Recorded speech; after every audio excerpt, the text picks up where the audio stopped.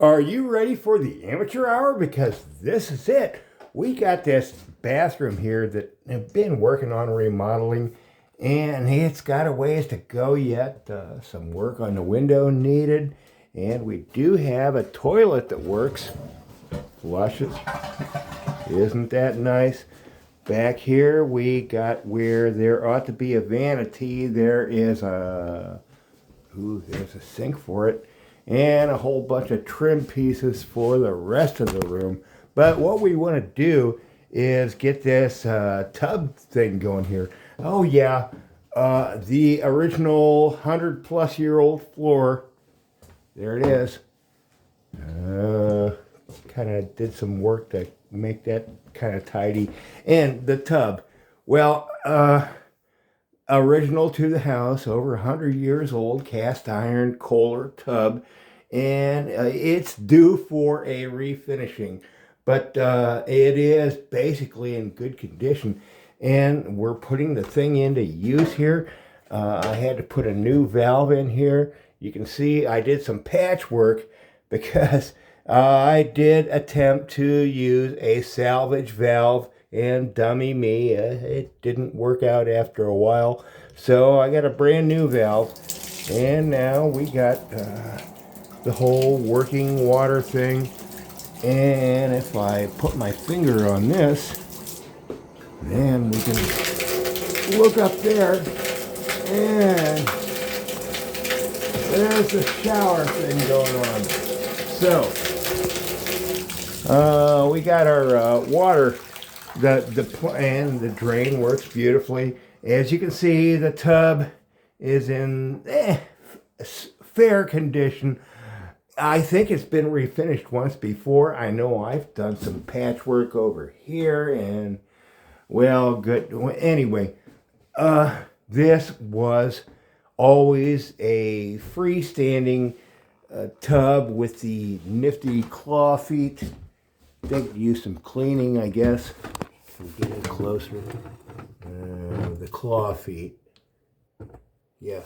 And anyway, so the whole arrangement originally was the thing had some kind of shower curtain going all the way around it, and if you took a shower, water would just splush on the floor. Well, that's not really, I'm not grooving on that. So instead, I shoved the thing up against the wall. That is not its original location, by the way. It originally sat against this wall.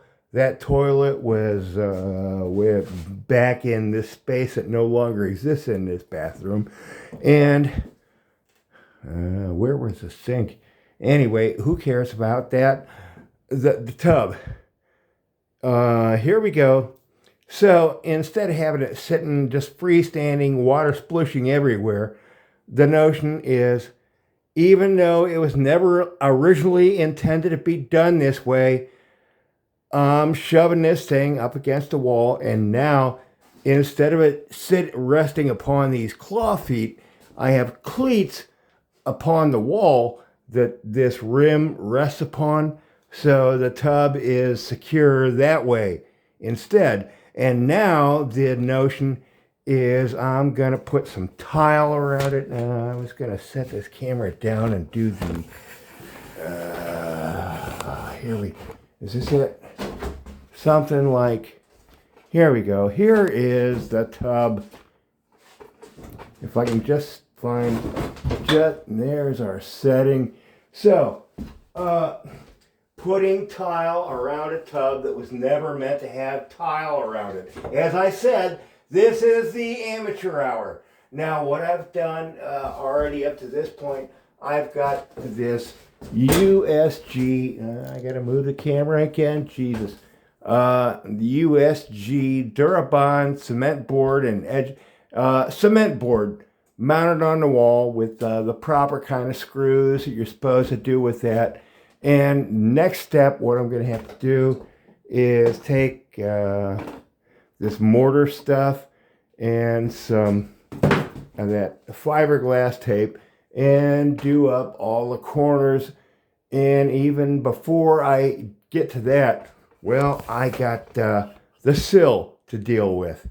And the sill is, what I'm going to do for that is I got the leftover scrap pieces from other tile work I've done elsewhere in the house. I got a bunch of them stashed under here. And to stash them, I've kind of neatly piled them so it almost looks finished down there. Just sort of. So, amateur hour, as I said, prior to putting these pieces, boy, cutting these things. There's an hour of work just making that piece, and it still needs a little more finish. So that's kind of fun. That's how I'm spending my evenings this week, is making these little pieces that are going to fill in the corner, and then we get to this corner here. Oh, where's that stand that holds this thing? Yeah, I made it. Where's the can? Here we go. I got the stand going down now. Okay, as I was saying, I've been making all these little corner pieces here, and I had this one made up as well, and doggone it, dropped the thing. Let me see. It goes like this, and this, and boy, that piece would have been just right, but I dropped it, and I got to make a new one. I got this one back here. The whole idea is to do this job on the cheap, and I bought the cheapest actual natural stone I could put upon this cement board, and that's going to be, this thing's going to take me several weeks to do. And oh yeah, the whole tape thing. Now, prior to setting these tiles here in these corners, the plan is to make them so they set just above the rim line so that the water drains like a modern tub. And through here, what I've done prior to any mortar work that's going to go on here, I've taken, oh, I already threw it upstairs. This is window flashing tape. It's got some gooey tar kind of stuff on the outside, and it really sticks to just frickin' everything. And I stuck it very carefully to the edge of the tub, just below the rim line, so that whatever I put in here, this tape is not going to show, but it is going to be kind of a water seal here. And I got to mention here, by modern standards, they have all that orange stuff that you're supposed, with the great kind of, that you apply before, and very expensive, by the way.